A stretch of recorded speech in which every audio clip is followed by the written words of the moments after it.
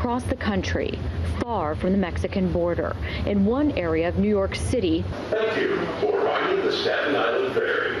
There has been a string of a dozen attacks on Hispanic residents in recent months. According to these victims, they were targeted by teens while minding their own business. My head was fractured in the back. Hit me in my head. I got 8 stitches. And then they hit my arm, which broke in 3 places.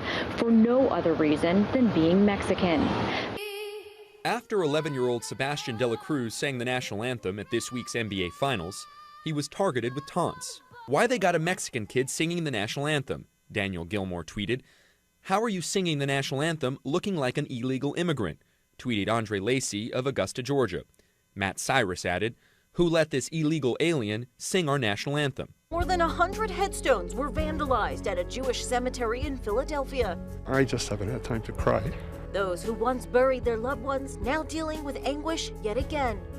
The gravesite destruction comes a week after another Jewish cemetery outside St. Louis, Missouri was also damaged. One can only hope for better days ahead.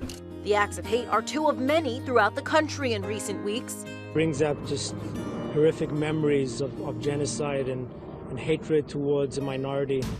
And numerous Jewish community centers, including this one in West Hartford, Connecticut, were subject to bomb threats.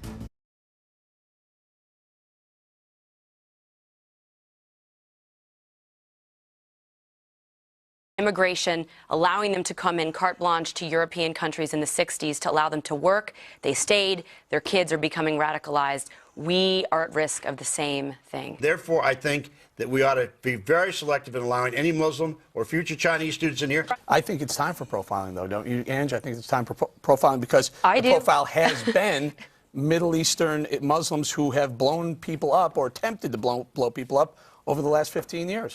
But they either support terrorists who want to blow themselves up, provide them with financing, provide them for money, provide them with logistical support. But how we can protect our country? We are both faced with an enemy wishing both our destruction. When those people attacked the World Trade Center, they wanted to kill Americans.